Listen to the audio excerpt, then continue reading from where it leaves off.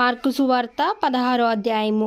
విశ్రాంతి దినము గడిచిపోగానే మగ్దలేని మరియయు, యాకోబు తల్లి అయిన మరియయు, సలోమియు వచ్చి ఆయనకు పూయవలెనని సుగంధ ద్రవ్యములను కొనిరి.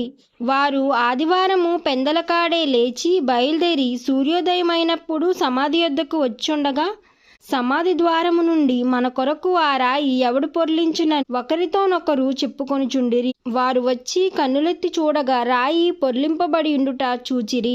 ఆ రాయి ఎంతో పెద్దది. అప్పుడు వారు సమాధిలో ప్రవేశించి తెల్లని నిలువుటంగి ధరించుకొనిన ఒక పడుచువాడు కుడివైపున కూర్చునియుండుట చూచి మిగుల కలవరపడిరి. అందుకతడు, కలవరపడకుడి, సిలువ వేయబడిన నజరేయుడగు యేసును మీరు వెదుకుచున్నారు.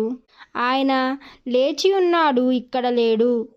వారు ఆయనను ఉంచిన స్థలము చూడుడి. మీరు వెళ్ళి ఆయన మీకంటే ముందుగా గలిలయలోనికి వెళ్ళుచున్నాడని ఆయన మీతో చెప్పునట్లు అక్కడ మీరు ఆయనను చూతురని ఆయన శిష్యులతోనూ పేతురుతోనూ చెప్పుడనెను. వారు బయటకు వచ్చి విస్మయముంది వణుకుచూ సమాధి యొద్ద నుండి పారిపోయిరి. వారు భయపడినందున ఎవరితోనూ ఏమీ చెప్పలేదు. ఆదివారము తెల్లవారినప్పుడు యేసు లేచి తాను 7 దెయ్యములను వెళ్ళగొట్టిన మగ్దలేని మరియ మొదట కనబడెను.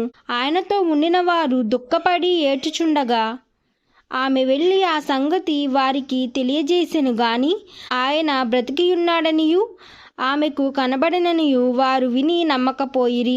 ఆ తరువాత వారిలో 2 ఒక పల్లెటూరికి నడుచుకుని పోవుచుండగా ఆయన మారురూపము గలవాడై వారికి ప్రత్యక్షమాయెను. వారు వెళ్ళి తక్కిన వారికి ఆ సంగతులు తెలియజేసిరి గాని వారు వీరి మాట అయినను నమ్మకపోయిరి. పిమ్మట 11 మంది శిష్యులు భోజనమునకు కూర్చున్నప్పుడు ఆయన వారికి ప్రత్యక్షమై తాను లేచిన తరువాత తన్ను చూచిన వారి మాట నమ్మనందున వారు అపనమ్మిక నిమిత్తము హృదయ కాఠిన్యము నిమిత్తమును వారిని గద్దించెను. మరియు మీరు సర్వలోకమునకు వెళ్ళి సర్వసృష్టికి సువార్త ప్రకటించుడి. నమ్మి బాప్తిసము పొందువాడు రక్షింపబడు, నమ్మని వానికి శిక్ష విధింపబడు. నమ్మిన వారి వలన ఈ సూచక క్రియలు కనబడును. ఏవనగా, నా నామమున దెయ్యములు వెళ్ళగొట్టుదురు, కొత్త భాషలు మాట్లాడుదురు, పాములను ఎత్తి పట్టుకొందురు, మరణకరమైనది ఏది త్రాగినను అది వారికి హాని చేయదు,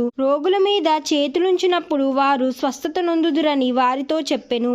ఇలాగూ ప్రభువైన యేసు వారితో మాట్లాడిన తరువాత పరలోకమునకు చేర్చబడి దేవుని కుడిపార్శ్వమున ఆసీనుడాయెను. వారు బయలుదేరి వాక్యమంతటా ప్రకటించి ప్రభు వారికి సహాయకుడై ఉండి వెనువెంట జరుగువచ్చిన సూచక క్రియల వలన వాక్యమును స్థిరపరిచియుండెను.